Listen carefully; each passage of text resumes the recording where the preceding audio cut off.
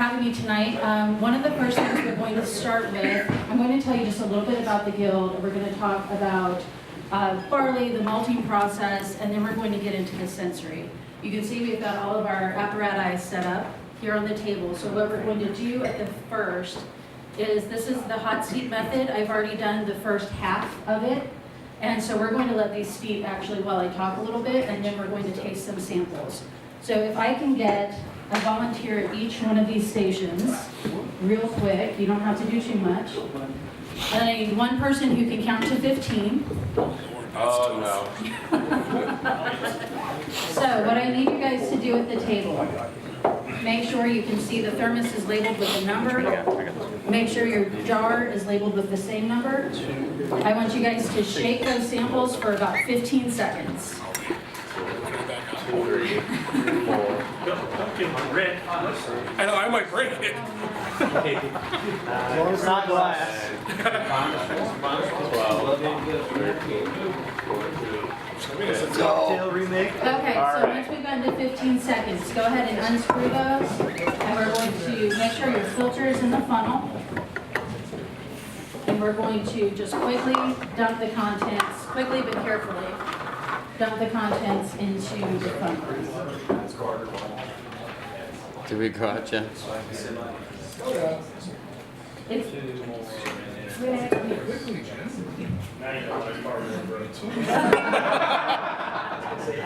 I still got crap.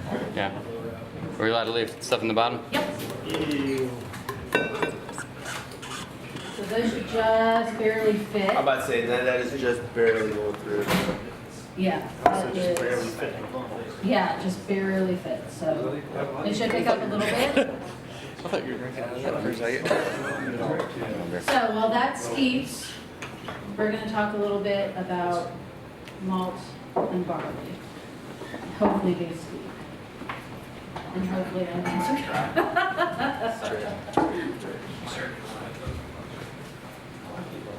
Yeah, there's something.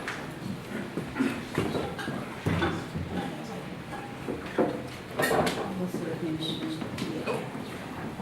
give it a second. So.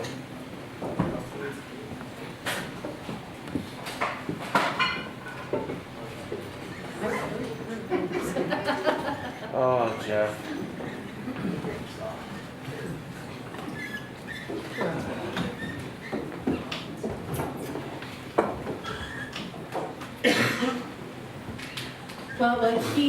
Well, we're hopefully getting this resolved. I can tell you guys a little bit about the guild. Okay, that's perfect. So when we talk about craft, craft malt, the guidelines for craft malt or craft malt houses really mirror kind of what you think of when you think of craft beer and what it takes to be a craft brewery, to be a member of the Brewers Association. So craft malt, obviously the first thing you need to be doing is making malt. Really the gist of what makes craft malt is using a majority of locally grown grains. And that's more than 50%. For guild membership, that's not a requirement, but it is a very, very strong recommendation. So right now we have 67 craft malt houses across North America. They are all using local malt. About 2/3 of them are using only malt that's within 150 miles of their malt house. And about 30% are using malt that's made within less than 50 miles of their malt house. So the other part about a craft malt house is just the size. So our craft malt houses do between 5,000 and 10,000 metric tons annually. Right now, our largest craft malt house does 10 metric tons. And, 3,000. I don't know where I got 10 from. That's a completely different number.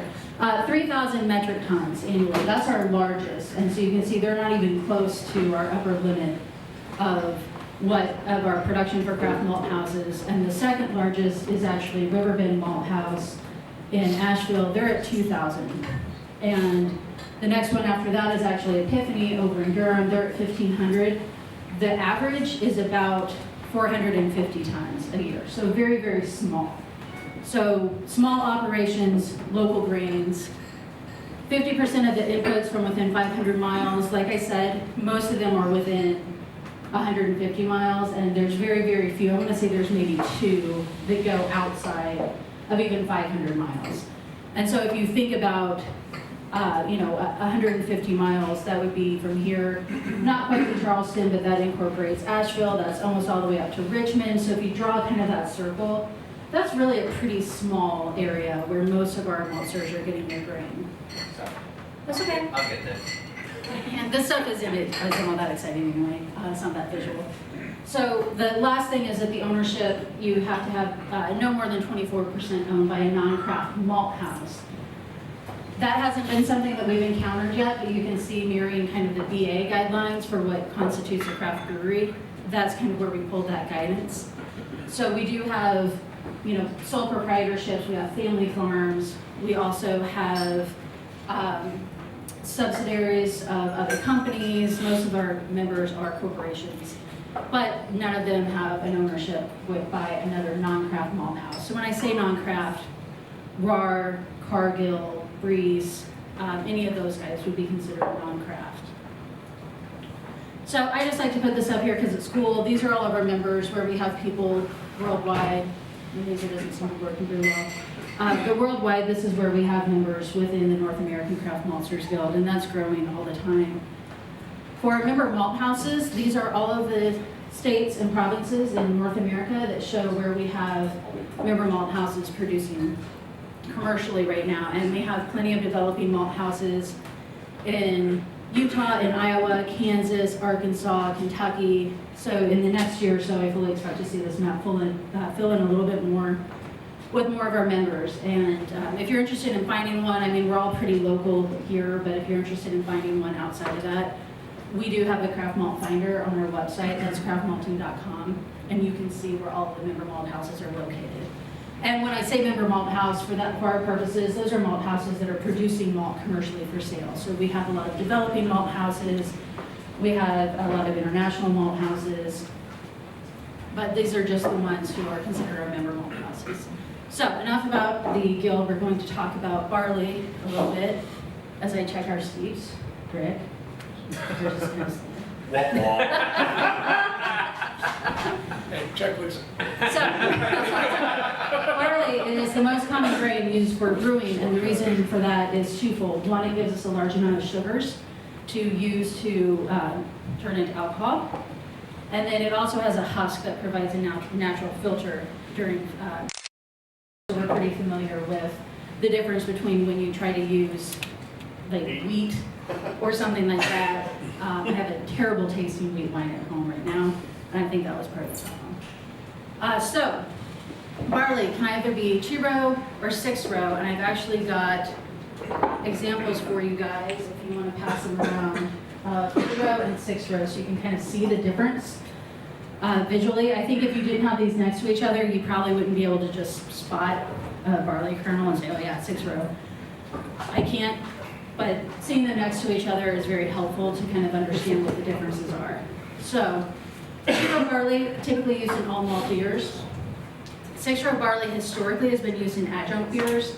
So when I say adjunct, think of Budweiser, any kind of really macro beer. They have phased out 6-row use now, and actually, the American Malting Barley Association this year made the decision not to fund any more research into 6-row. So 6-row is going to be disappearing slowly but surely from brewing, yes. Is there a reason for that? Yes, 2-row barley is better. Well,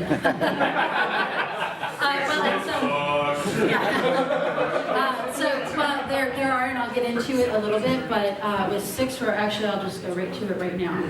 Your question will be answered. So with 2-row barley, you get plumper kernels, which means more starch. It has a lower protein content. It has enough of levels of enzymes to be able to convert those starches into fermentable sugars. It's not necessarily high, but it's enough. So that's why you can use a 2-row barley as completely as your base malt, and historically that's what most people do typically. It has typically used in all malt beers. So all malt beers, craft beers. There aren't a whole lot of craft brewers who are making adjunct beers. Now they are, as people are looking for, something to set them apart in a competitive world.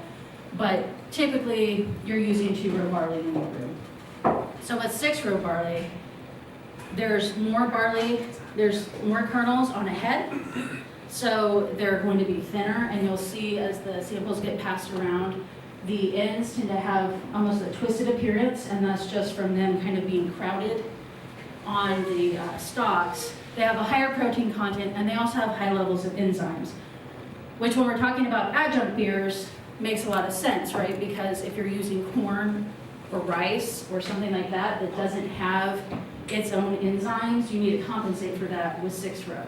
So that's why there's not a lot of research anymore into 6-row, is because we don't need it anymore.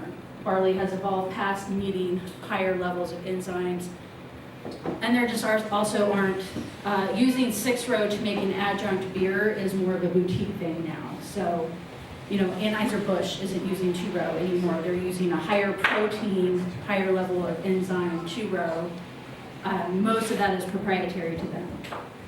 But that's why there won't be any more public funding, because that's the other thing with barley. There's no private money in it, so it's all publicly funded research.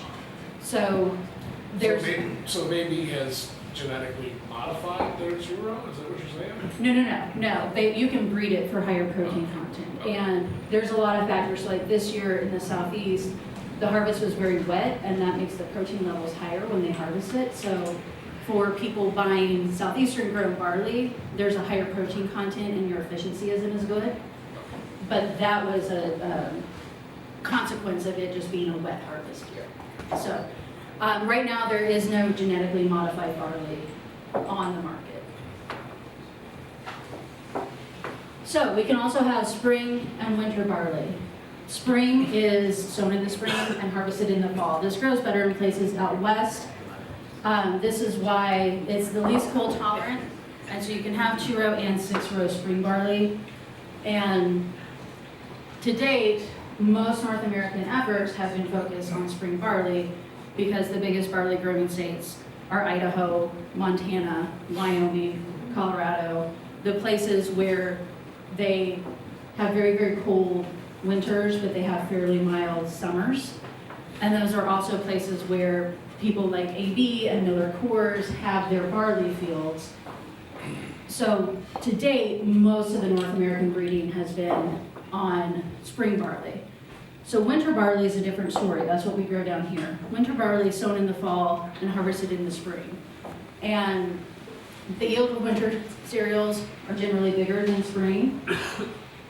And if you're thinking in terms of Maris Otter, the European varieties, those are winter barley varieties. For the same reason, if you think kind of across the map where we're located, over to Europe, we've got kind of the similar climates. So in the Southeast, we grow winter barley. Or I should say, we're starting to successfully grow winter barley. There's been a few years of breeding efforts, and we're starting to get winter barley on the market now. And in places like New York State, they're also focusing on winter barley, same thing for Michigan, anywhere that has a fairly mild winter. So, barley is like us. When it's dormant, when it's asleep, it doesn't want to be hot, it wants to be cool. And that's also why spring barley doesn't really grow that well down here, is because during the spring and summer, our nights don't get cool the same way they get cool in, say, Wyoming. So you can have 2-row or 6-row, spring and winter. So when we're malting, what we're doing is we're actually modifying. So we're breaking down the protein structure, the endosperm, we're converting those starches into fermentable sugars and yeast nutrients, and then we're going to dry the germinated barley, and that's really where the malt syrup comes in. That's where you can identify or differentiate the product, is once you get into the malt house. So everything in modification, if you know me, you know that I like dumb puns, and I really like that one. So when we're modifying, what we're doing is we're going from that hard barley kernel, and I apologize, I meant to try to find some of my barley to bring in with me. It would break your tooth if you try to bite into this. Very, very hard. So we're modifying that from the hard steely texture into something that's very friable, and that's what the finished malt product is. So we have 3 steps in the malting process. We have steeping, germination, and kilning. So what we're doing when we're steeping is we're soaking barley in water. And so what this does is that this tricks barley into thinking that it's time to start the growing process. So if you think about it, malting is really kind of this violent process where you trick this barley kernel into thinking that it's growing and then you kill it, right, as soon as you get like the most enzymes out of it. Savage. Exactly. So you can see when you're steeping, you can see the difference between the steeped grains, which are these, and then the non-steeped grains. And you can also do that when you're if you're in the malt house, you can cut open a kernel and judge how well your steep is going just by looking at it. And then where the next the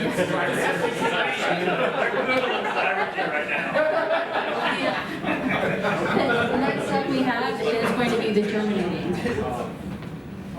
And so I've got some videos of this that hopefully I can get to work. But we're going to germinate either on the floor or pneumatically, so with a machine. And that takes up to 5 days. And so you can see here, this is a picture that I took of some germinating barley.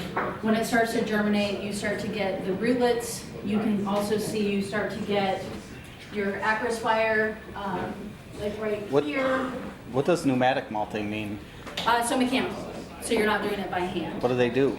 I've got a picture of it. Oh, good. Yes. Your question too. And so the last step that we have in the process is kilning.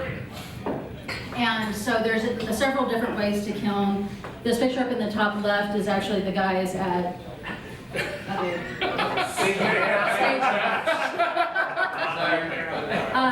this is Brent and Brian at Riverbend. This was their very first kiln. They've gone from a 12,000 square foot facility to a 70,000 square foot facility. They're also the bosses now, so they don't have to do much of this anymore. The bottom, I think, is one of Breese's. They're actually in the kiln turning it by hand. The one on the bottom left, this is a Saladin box. And that's actually a germ kiln vessel. So they germinate in that also, and I've got a video that will, hopefully it'll work and it will demonstrate that a little bit better. And then you can also use a drum roaster. So this just gently turns the grain around inside while it's kilning it. Is that where you get your crystal 10, 20, 40, 60, 80, and 120? That comes from a roaster, actually. Part of the killing process? Right, the roaster is a separate piece of equipment. So usually with a kiln, you can't get your temperatures high enough to crystallize, caramelize, or roast. So you have to have a roaster that does that. So like I was saying, death of barley, this is kind of what, it's sort of a violent process. You need to send that to us so we can post it on the page.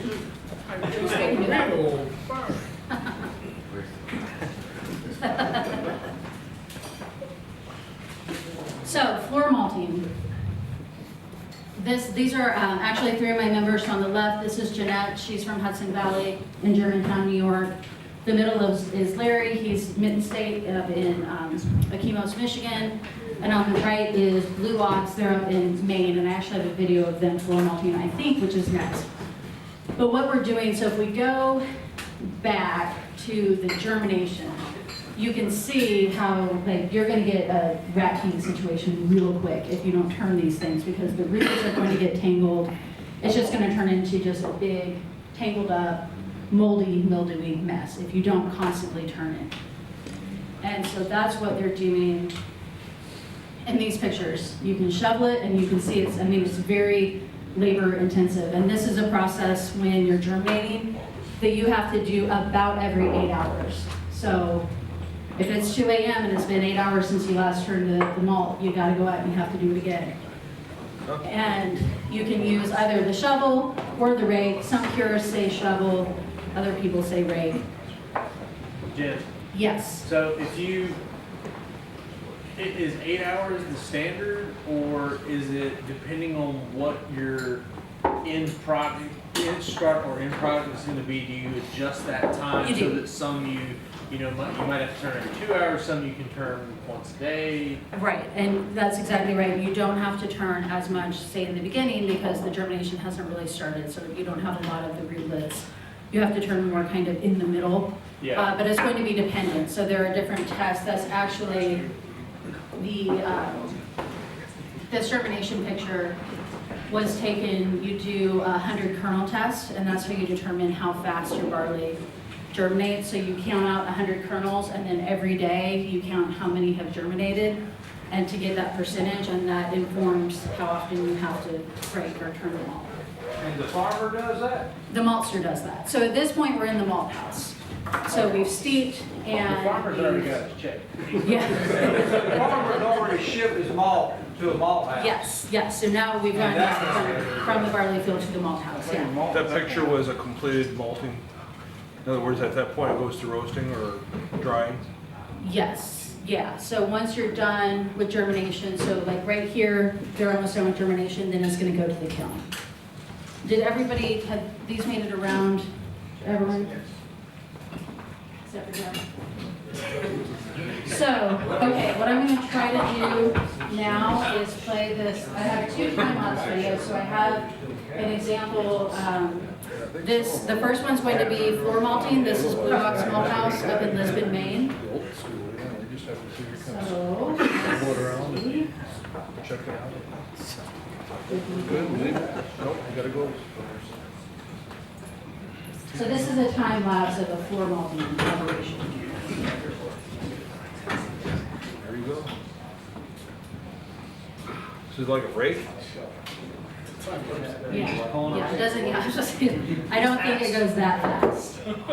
Very zen. What is the thickness of that bed that they're walking on? It's about, I want to say maybe 3 to 5 inches. Oh, It's okay. very, very, very shallow.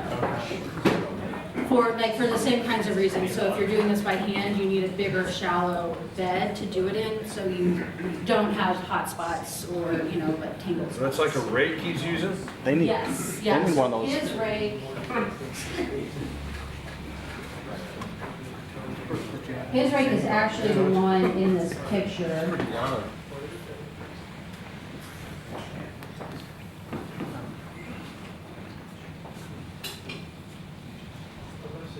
This is actually his rake on the right-hand side. So that's Blue Ox, that's what he's using to do that. And as a side note, if you ever meet a floor maltster, you're gonna get your hand broken when they shake it because this is intensely labor. They're doing this all the time for every batch. Is the floor heated? No. No. Is there a constant temperature they're shooting for? Yes, so one of the main things they actually have to do is manage their moisture level and their humidity level. So I can show you this one in the middle with Larry.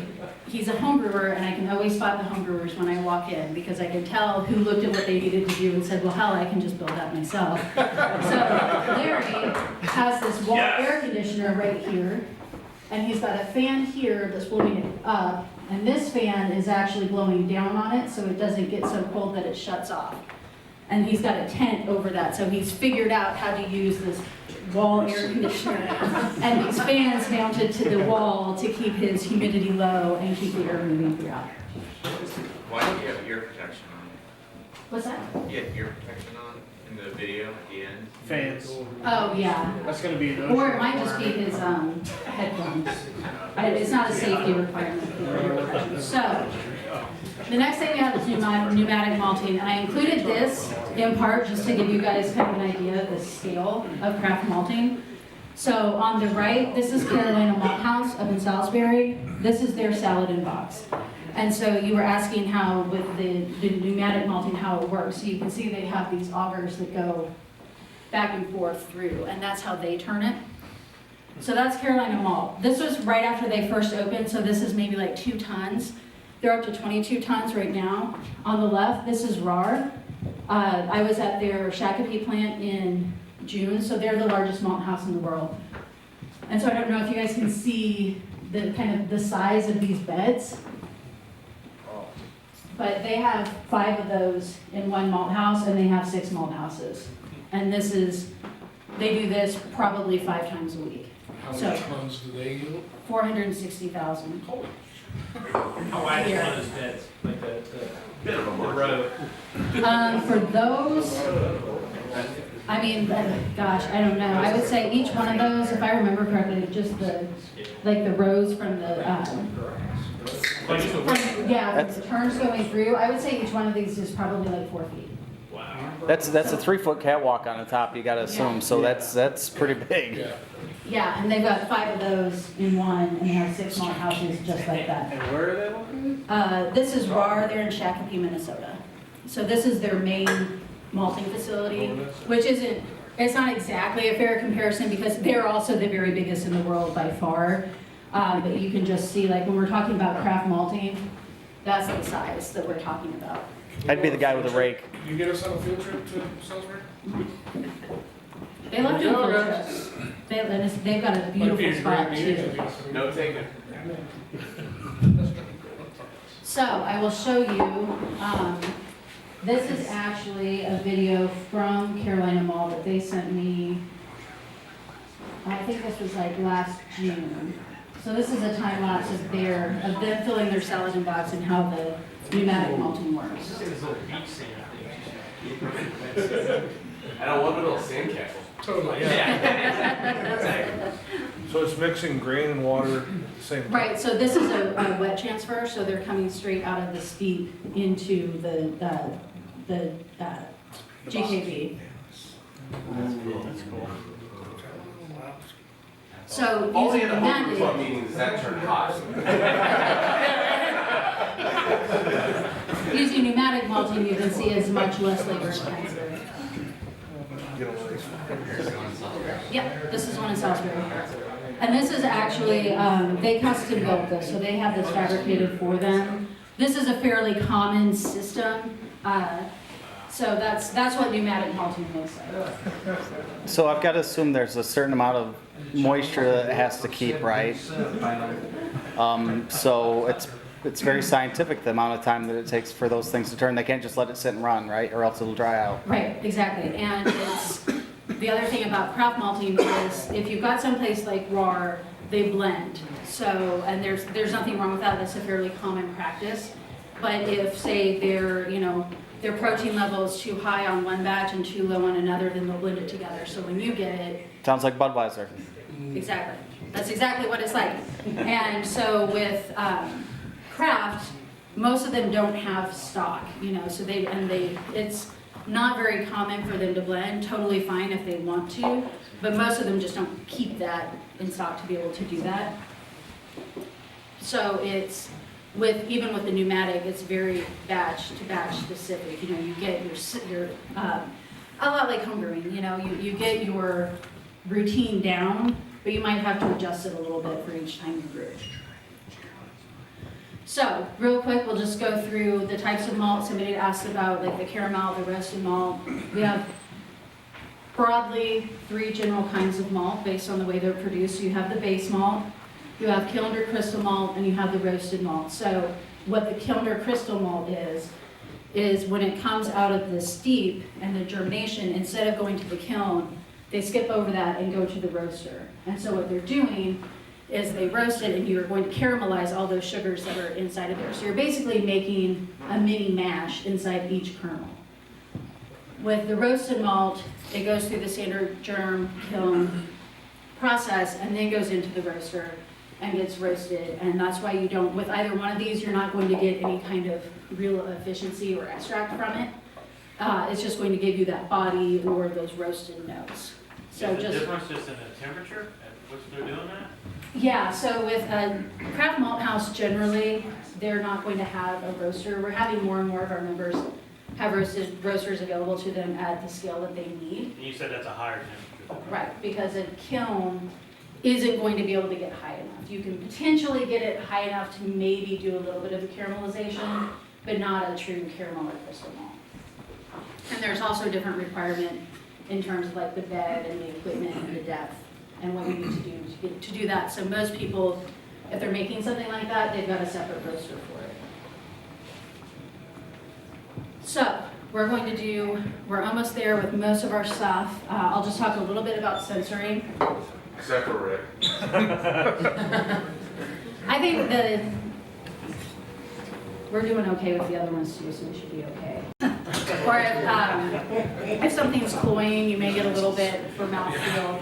But generally, when we're doing sensory analysis for malt, we're looking at appearance, aroma, and flavor. Really, for appearance, we're all familiar with SRM. We use the same thing for analyzing malt samples. You may also note if it's hazy or has some particulate in it. In my experience, I use a coffee grinder to do these samples. That's not the same as using like a nice lab quality Euler mill to do a sample.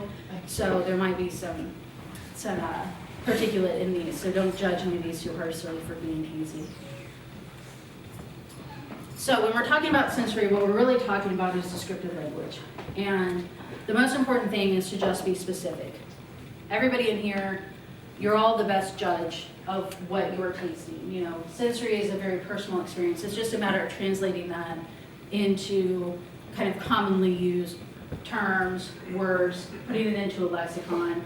So this is just kind of a thought exercise. If you smell a beer and you say it's fruity, you know, Rick may say fruity is oranges.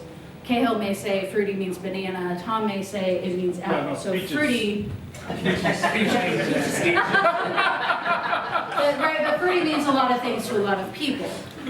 So if you're wanting to improve your sensory vocabulary, just remember to be as descriptive as possible. So when you smell something and you think fruity, ask yourself, well, what kind of fruit? Citrus fruit. Okay, it could be an orange, it could be a grapefruit, it could be lemon. What kind of citrus fruit? Oranges. What kind of oranges? So you can see that it can be very irritating to do sensory because I just keep poking at you. But that's, you know, so you get down, you say, okay, it's a navel orange. And what part of it? Is it the pulp? Is it the pith? Is it the peel? It's navel orange pulp. So compare that to me saying this smells fruity, to me saying this smells like navel orange pulp. If I say navel orange pulp, you get that precisely in your head what that is. So in 2012, the Brewers Association came out with a white paper that identified malt flavor as the most common gap in the craft beer supply chain, which if we think back, that makes a lot of sense. We were using malt and barley that was grown for AB InBev, Miller Coors, people who don't want a lot of flavor in their malt. They want it to be as flavorless as possible to appeal to the greatest number of people as possible. So, two of the things that the Guild has done is to develop malt sensory is the base malt flavor map and then the hot seat method, which we have in front of us. And I've got some, please don't judge these maps by these samples that I have because these are the ones I let people use because they have hot seat spilled all over them and they're wrinkled. I have much nicer quality ones. But this is what the base malt flavor map looks like, if you haven't seen it already. So this is going to help us when we're doing malt sensory to not say malty. Nobody can say malty anymore. We know better. You're going to know better by the end of this, not to say malty. So you can say it's bready, you know, it's grainy. And so what this does is this really helps you break it down into what it tastes like. Does it taste grassy? What does that mean? You know, is it hay?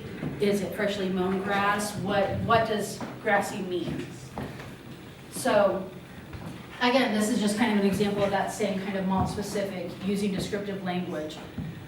It's bready. What kind of bread? Is it bread dough? Is it bread? Is it sweet bread? Is it breakfast cereal? Is it cracker? You can see we've got all those under here. Breakfast cereal. What kind of breakfast cereal? You know, we've got Grape Nuts, Cheerios, Corn Flakes, Bran Flakes, shredded wheat, oatmeal. Fruity Pebbles. Captain Crunch.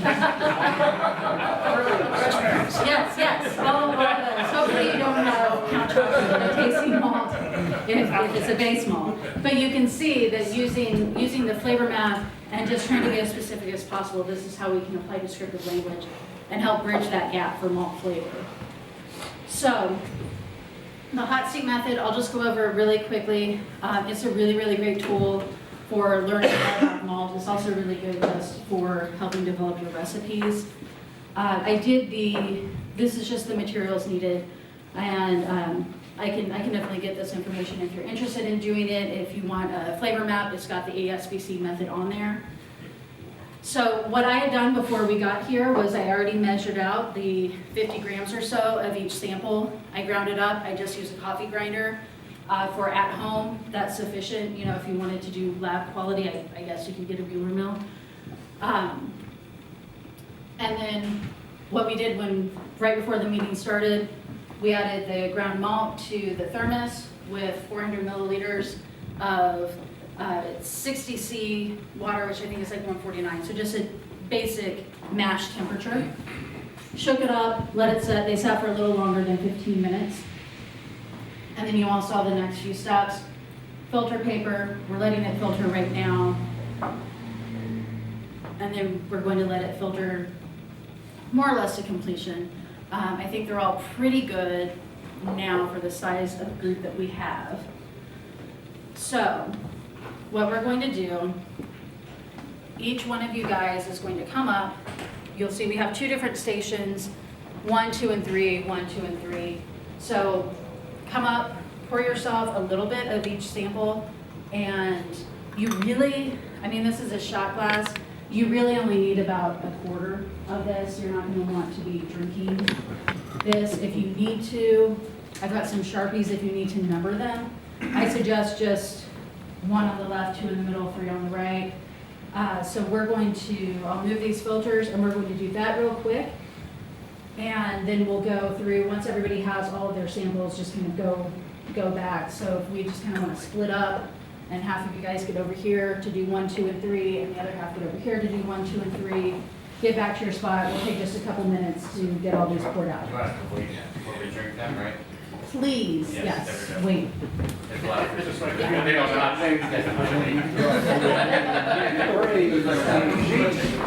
Still alcohol in it, so don't get. Three samples. We've also got some of the actual malt samples, and there's a few base malt flavor maps kind of scattered around, same for the barley samples. These maps I need back. If you would like to get one tonight, I have them here available for purchase. These guys are pretty gross, so I need them back. So as long as everybody, you'll just need 3 hot steeps, a few kernels from each one of the barley or the malt samples going around, and then kind of access to a hot steep or a base malt flavor map. So what we're going to do with these is start with each sample. I think the most valuable thing is to chew a few of the kernels from each sample. So start with 1 and chew a few kernels of 1, and then taste your hot steep sample and kind of compare it. So the difference between, one of the things between the tasting the hot steep and tasting the kernels is I would know the flavors you perceive with each one, and then also notice the difference that you get, the different flavors that you might get from chewing versus drinking the steep.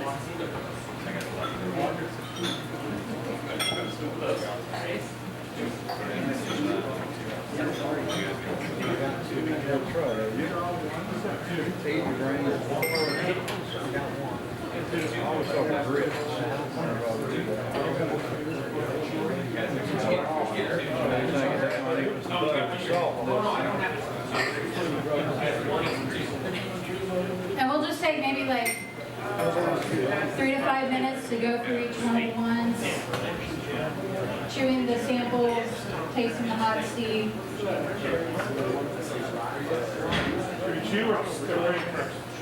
I would chew first. Most of us are used to chewing the grain, so I would chew that first and see what you perceive, and then compare that with the hot steep. Chew this.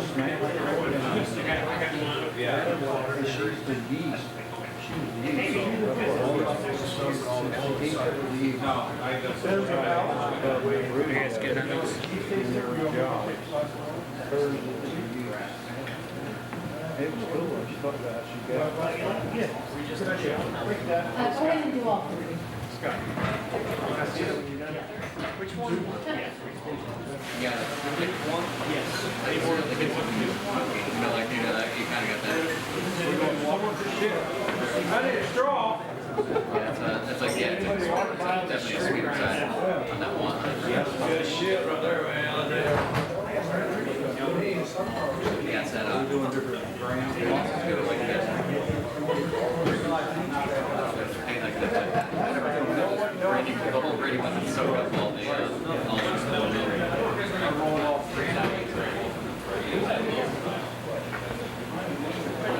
I love it, and I'm glad we're doing what we're doing. Yeah, I remember going to one and I had a lot of the thing about it is like,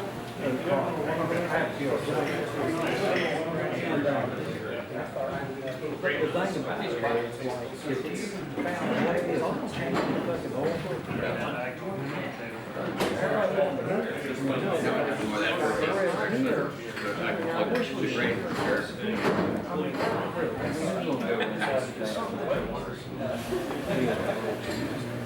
I mean, right now, we're really a little more. I think that and I brought these, that's on my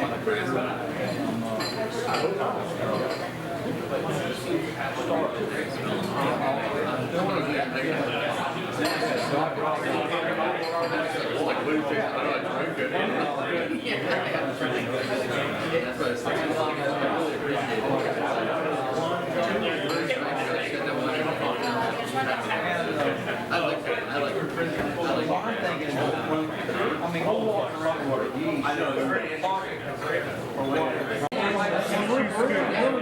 Hey, everybody. Then we'll say, 6th grade time starting now, and then we'll throw a bitter coffee, and so set every other hot. Hey, guys. Tell us where to stop. All right. Okay, so let's talk, thank you. If you have one of my flavor maps, I need it back.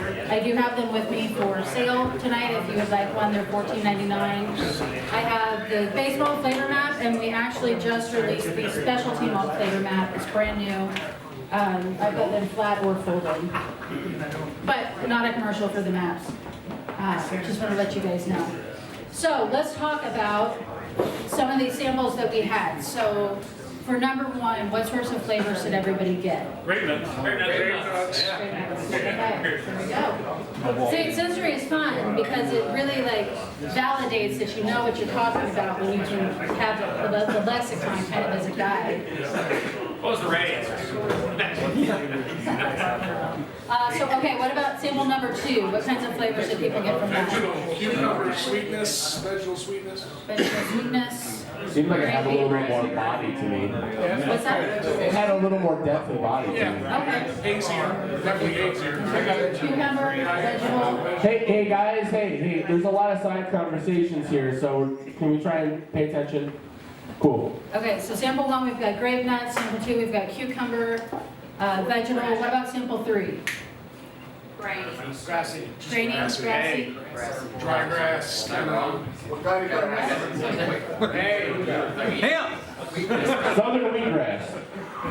I got nutty. Nutty. Okay, and then so what were your perceptions between chewing the grain and drinking the steep? How did those flavors you were perceiving differ? Chewing the grain had I think it a. enhanced it. Enhance, the steep enhance? Yeah.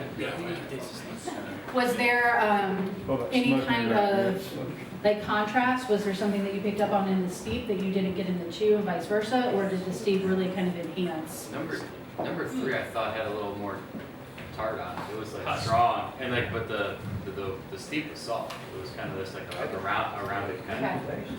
I could taste the sweetness out of all of them that were steep. Okay. So, if nobody wants to volunteer, I won't make you, but does anybody want to hazard a guess on what sample one was? 2 rows. 2-row what? Okay, what else sample two?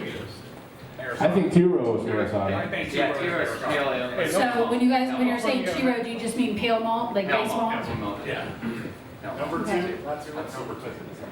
What about number three? Pilsner? Those Right, all three of them were Pilsners. Oh, Look at the difference in the hot seat makes. Wow. So the first one is Damon's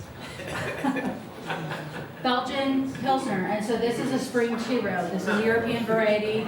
Again, the frustrating thing about larger malt houses is since they blend, they also don't tell you what variety it is. So I can't tell you with, with a definitive answer on what these first two varieties were.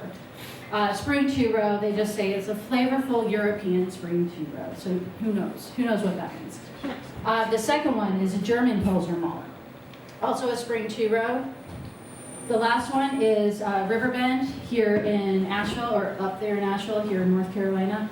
And that is a winter 6-row. And so actually the samples that I sent around, the 2-row example is the Weyermann German Pilsner, and the 6-row is the Thoroughbred Pilsner malt. You probably won't see much of this anymore since there's not research going into it to fund it. At the time, 6-row winter barley is what we could grow here.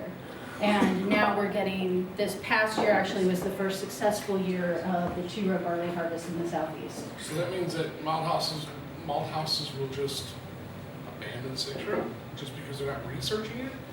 Maybe not. The issue is to get public funding for it. A body like the American Malting Barley Association has to put it on the recommended planting list. And so AMBA has decided to not fund that anymore, so in a few years, it won't be on the recommended planting list. So it will be sort of like if you've read some of the historical books that talked about like brown malt or like popped malt and nobody really knows what it is, one of these days that's going to be 6-row. So, just a couple more things real quick. On our website, craftmalting.com, since I'm a home brewer, I created this page, Homebrewer Craft Malt Resources. On there, if you're interested in checking out some of the other craft maltsters across the country, if they sell directly to homebrewers or if they supply homebrew stores where you can go online and order their malts, you can find that on that page. There's one out in Portland, Oregon, F.H. Steinbart. They are over 100 years old. Last time I checked, they carry like 6 or 7 craft maltsters, and they're always looking to get more. So there are local homebrewers carrying Carolina malt, and I think they've got Riverbend on the way. Hopefully they'll get Epiphany soon. But if you're interested in checking out some of the other ones, you can go on there. And that's all I have. Thank you. Thank you, Jen.